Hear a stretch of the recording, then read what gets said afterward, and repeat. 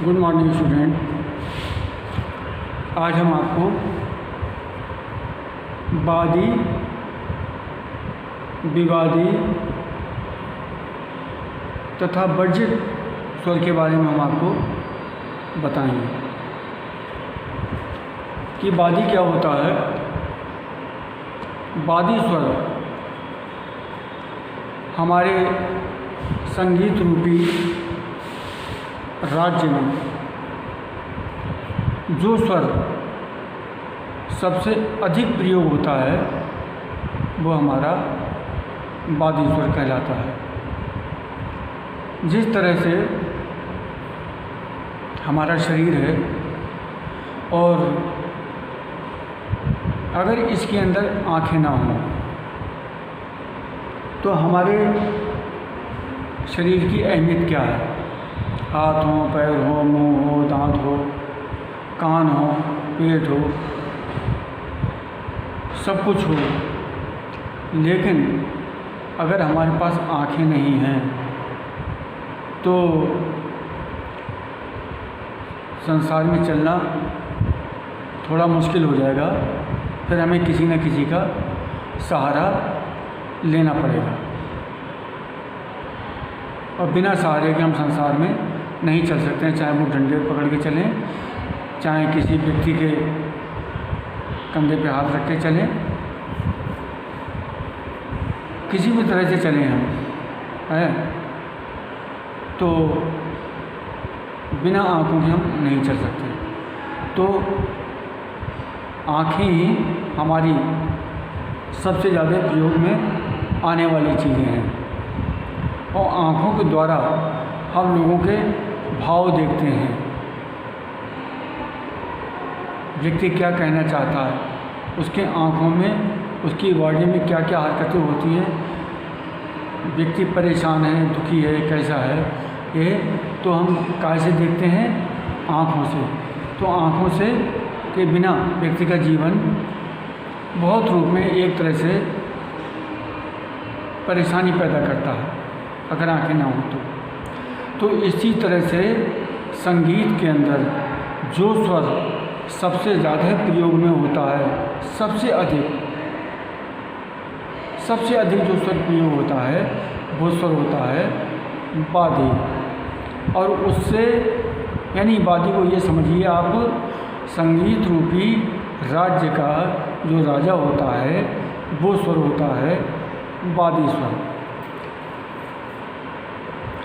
और संवादी होता है कि राजा का जो मंत्री होता है वो संवादी होता है। संवादी यानी आम जनता नहीं, संवाद माने बातचीत का आदान प्रदान। तो राजा बातचीत का आदान प्रदान किससे करता है? अपने मंत्री से। तो वादी अगर राजा है तो संवादी उसका मंत्री है। और अनुवादी में सारा देश आ जाता है, सारी जनता आ जाती है। उसके बाद जितने स्वर बचते हैं वो सारे के सारे स्वर अनुवादी कहलाते हैं। किसी क्वेश्चन का जो आंसर देते हैं, कहते हैं 500 शब्दों में दीजिए, 1000 शब्दों में दीजिए, एक 2 पन्ने का पैराग्राफ लिखिए इसके आंसर में कम से कम। तो ये क्या है, उसके बाद में अनुवाद हम करते हैं। हम उसको कितना बढ़ा चढ़ा के और कितना छोटा करके जब हम किसी चीज़ को कहते हैं अनुवाद यानी अपने ऊपर, अपने अंदर की भावनाएं उस सब्जेक्ट के माध्यम से, जिस सब्जेक्ट पर हम बोल रहे हैं उस सब्जेक्ट के प्रति हम अपनी भावनाओं को तरह तरह से व्यक्त करना, तरह तरह से उसका अनुवाद करना है। कोई हिंदी में करता अनुवाद है, कोई संस्कृत में करता है, कोई उर्दू में अनुवाद करता है। यानी अपनी अपनी लैंग्वेज में अपने अपने भाव व्यक्त करना, ये क्या कहलाता?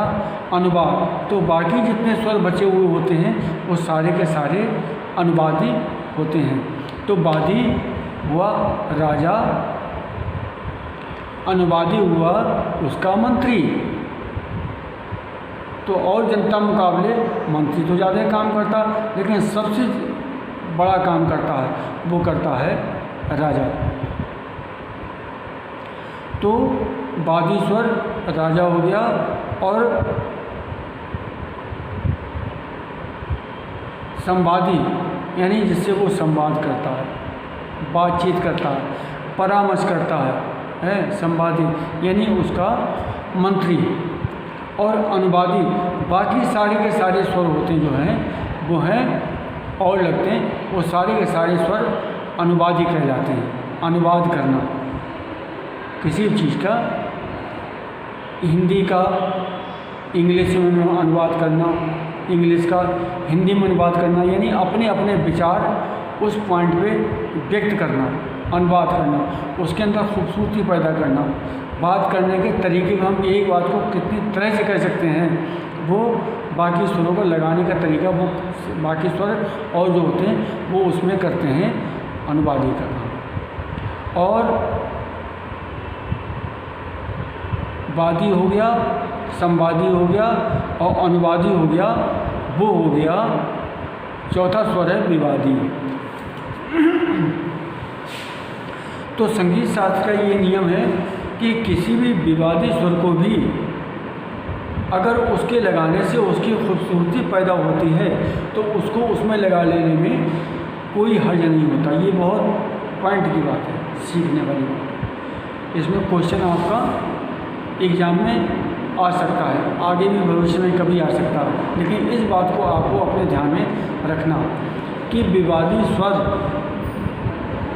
कौन कौन सा हमारे उसमें लग के और उस राग को गाने की खूबसूरती को बढ़ा देते हैं। जैसे मेकअप करते हैं, क्रीम लगाते हैं, पाउडर लगाते हैं, लाली लगाते हैं, लिपस्टिक लगाते हैं, सारी की सारी चीज़ें फेस को क्यों बनाते हैं? सुंदर करने के लिए। तो फेस क्या है? फेस वादी है और बाकी चीज़ें क्या हैं? कौन सी चीज़ लगानी है, कौन सी चीज़ नहीं लगानी है, ये राय देना, मशवरा देना, ये मास्टर का काम है, यानी परामर्श, वो है संवादी। और क्या क्या चीज़ें इस्तेमाल करना है वो सब अनुवादी हैं। बहुत सारी, जिस चीज़ से उस चीज़ की खूबसूरती बढ़ती हो है वो अनुवादी। और विवादी जिससे उसकी और ज़्यादा खूबसूरती बढ़ती हो तो जिसको लगा लेने में कोई हर्ज नहीं। जिस तरह चेहरे को बहुत अच्छा हमने सुंदर बनाया, बहुत अच्छा मेकअप किया है और थोड़ा हमने उस पर काजल का टीका कहीं पे लगा दिया, गाल पे लगा दिया, ठोड़ी पे लगा दिया, तो उस चीज़ से क्या होती है, उसकी सुंदरता चेहरे की बढ़ जाती है। तो उसको विवादी स्वर को लगाने से अगर उसकी सुंदरता बढ़ जाती है तो उस स्वर को लगा देना में कोई संगीत के अंदर हानि नहीं होती। लेकिन वो भी विवादी स्वर हम कौन सा लगा सकते हैं? बात यह है, संगीत के अंदर हमारे 12 स्वर होते हैं कोमल तीव्र मिला के। 5 स्वर जो होते हैं हमारे सा रे गा मा पा धा नी, ये 7 स्वर होते हैं। तो सा और पा ये कभी भी वर्जित नहीं होते, ये कभी भी किन्हीं किन्हीं रागों में वर्जित हो जाते हैं, लेकिन सा किसी भी राग में वर्जित नहीं होता। सा किसी भी राग में वर्जित नहीं होता, विवादी नहीं होता। प्रत्येक स्वर के रे 2 होते हैं, कोमल तीव्र, गा 2 होते हैं, कोमल तीव्र। कोमल तीव्र माने लेडीज और जेंट्स 2 स्वर होते हैं। कोमल तीव्र गा 2 होते हैं, मा 2 होते हैं, धा 2 होते हैं, नी 2 होती हैं। 2 नी, 2 धा, 2 मा, 2 गा, 2 रे। तो इस तरह के 7 तो हमारे वैसे स्वर हैं, सा रे गा मा पा धा नी, लेकिन सा पा ये अकेले हैं, इनका कोई दूसरा रूप नहीं होता, इनका दूसरा रूप नहीं होता। बाकी सारे के सारे हमारे कोमल तीव्र होते हैं। तो जिस राग में, किसी भी राग में हमारा 2 स्वर हैं, जैसे रे है तो रे जो है उनके विवादी स्वर अगर दूसरा है और उसको लगाने से खूबसूरती बढ़ जाती है। जिसके दो रूप हैं जिस स्वर के, उसका एक स्वर तो रूप तो उसमें लगता ही लगता है, लेकिन दूसरा रूप उसमें लगा लेने में अगर खूबसूरती बढ़ती है तो उसको लगा लेने में कोई हर्ज नहीं है। लेकिन अगर वो स्वर वर्जित है, बिल्कुल वर्जित है, कतई बिल्कुल एकदम है, तो उसका हम कोई भी रूप नहीं लगा सकते, क्योंकि उसका रूप लगा लेने से कतई राग बिल्कुल भंग हो जाएगा, उसकी मर्यादा भंग हो जाएगी और वो राग ही नहीं रहेगा।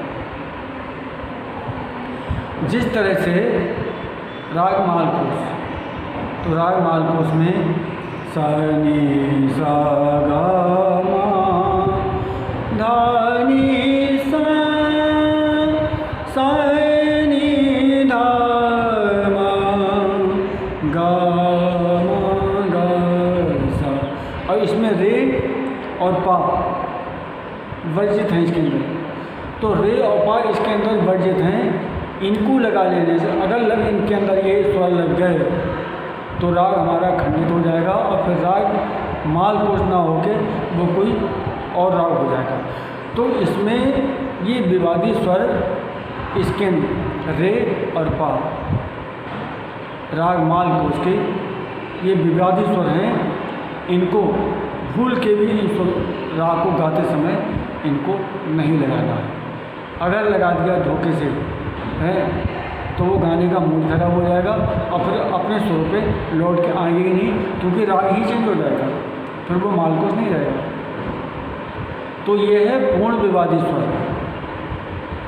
अच्छा, सा जो है वो किसी भी राग में वर्जित नहीं होता, कोई सा भी राग क्यों न हो, क्योंकि सा वो एक ऐसी केंद्र बिंदु है जिसके चारों तरफ से और सारे स्वर घूमते हैं, सारे स्वर उसकी परिक्रमा करते हैं। जैसे सूर्य है तो सूर्य, अगर ब्रह्मांड में से सूर्य को हटा दिया जाए तो सारी सृष्टि अपने आप समाप्त हो जाएगी। तो जब सा हमारा ख़त्म हो गया तो हम मंजिल कहाँ से स्टार्ट करें,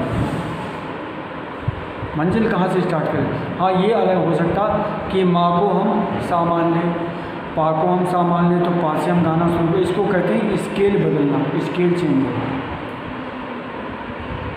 पा को हम सा मान लें, नी को हम सा मान लें, रे को हम सा मान लें, धा को हम सा मान के वहाँ से चलें, गा को सा मान के चले, रे को सा मान के चले, पा को सा मान के चले, सा को पा मान के चले, है। तो सा तो हम किसी को भी मान सकते हैं, लेकिन सा को हम वर्जित नहीं कर सकते, किसी भी राग में वर्जित नहीं कर सकते। जैसे राग मालकोष है तो इसमें पा वर्जित है, रे वर्जित है इसके अंदर, लेकिन सा वर्जित नहीं है। कोई सा भी राग हो उसमें सा वर्जित नहीं होता। और सा का दूसरा रूप भी नहीं होता, कोमल तीव्र। सा और पा ये अपने आप में नपुंसक स्वर है, और सा किसी में विवादी स्वर नहीं होता।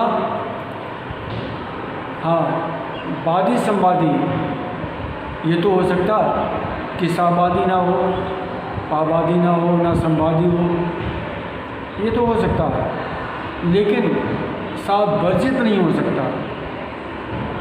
हम किसी भी स्वर को जब हम यात्रा वहाँ से शुरू करते हैं और लौट फेर के जहाँ पर आते हैं, कहीं से भी किसी भी स्वर पर जब लौट फेर के चारों तरफ से जहाँ रुकते हैं वो हमारा सा होता है,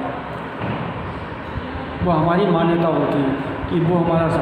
अब सा हम अपने स्केल के हिसाब से ऊंचा कर सकते हैं, नीचा कर सकते हैं, है, तार सप्तक में लगा सकते हैं, मध्य सप्तक में लगा सकते हैं, मंद में लगा सकते हैं, लेकिन सा को हम वर्जित नहीं कर सकते। संगीत रूपी राज्य की सा एक ऐसी ध्वनि है कि सा किसी में वर्जित नहीं होता।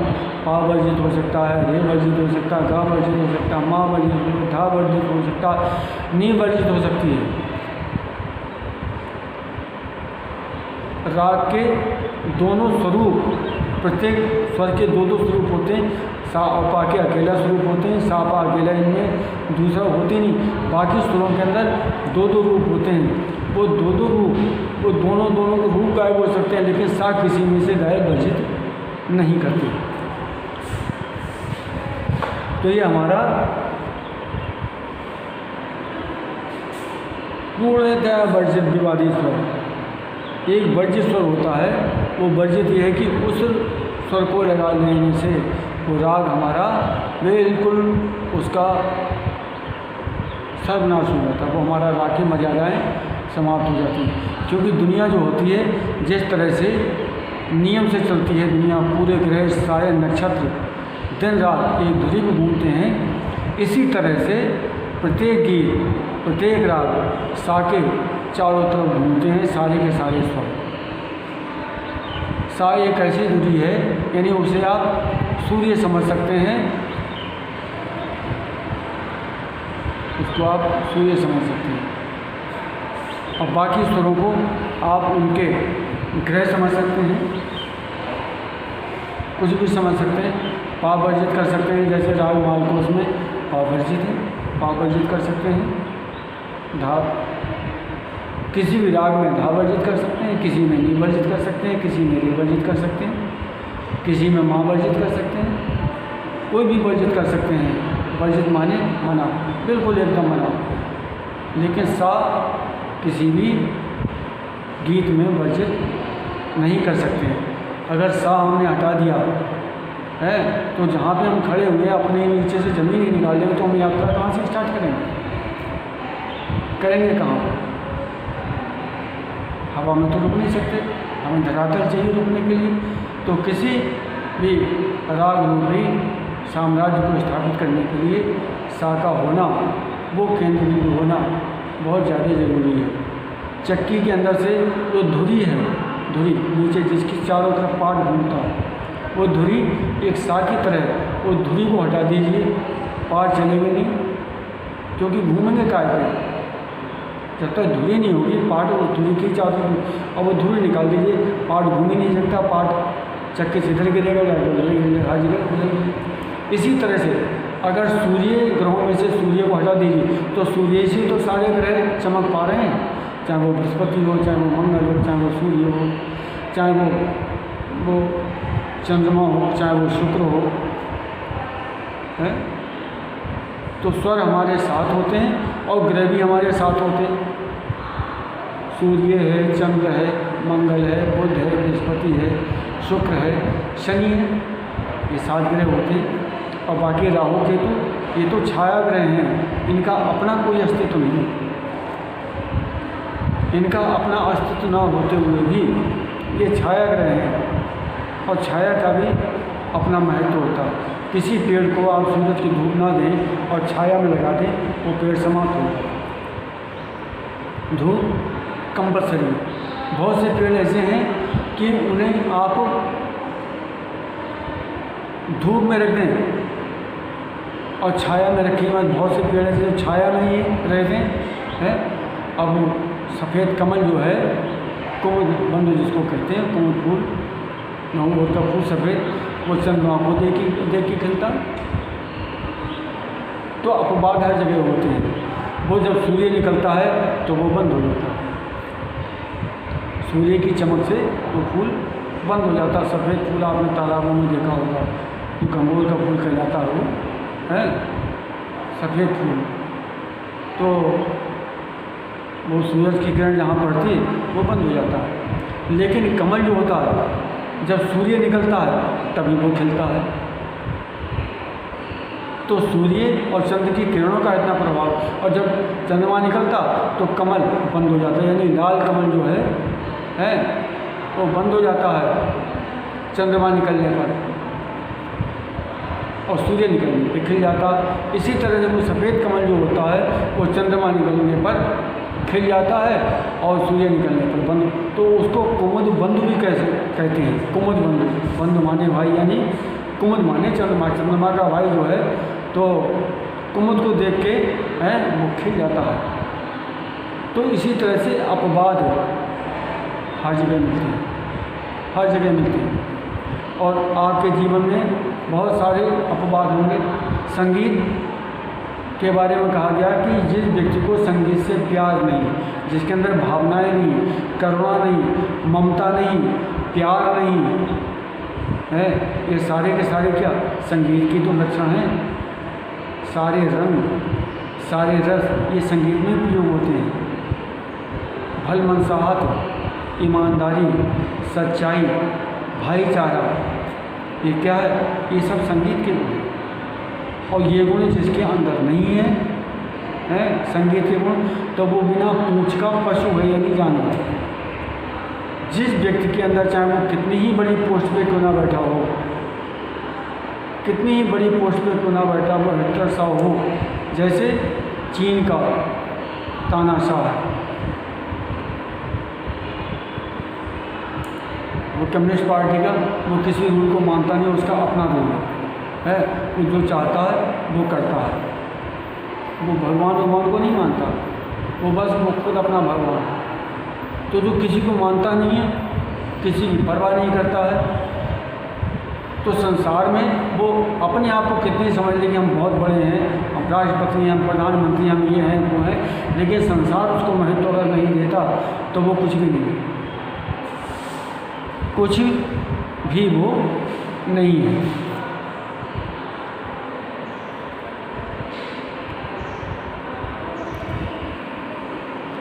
तो वादी, विवादी, संवादी के बारे में हमने बताया आपको। और वर्जित स्वर, वर्जित माने मना, सा किसी भी राग में वर्जित नहीं होता। तो आज के वीडियो में हम आपको इतना ही बताएंगे, और बाकी जो नॉलेज है अगली वीडियो में हम आपको देंगे। और इसको आप बहुत अच्छी तरह से समझना, क्योंकि इस तरह की वीडियो हम पहली बार आपको भेज रहे हैं। वैसे बजा के राग गा के तब वो भी वीडियो ज़रूरी, उनके साथ तो आपको प्रैक्टिस करना, लेकिन ये नॉलेज जो है आपको थ्योरी में लिखने के काम में आएगी। और ये अगर दिमाग से निकल गई तो फिर आपके कितने नंबर आएंगे तो वो तो जो आप करेंगे वो आपको पता चलेगा। तो आज का पीरियड इतना ही देते हैं हम आपको, आगे चलेंगे, जब बनेगी तब आपको भेजेंगे। धन्यवाद।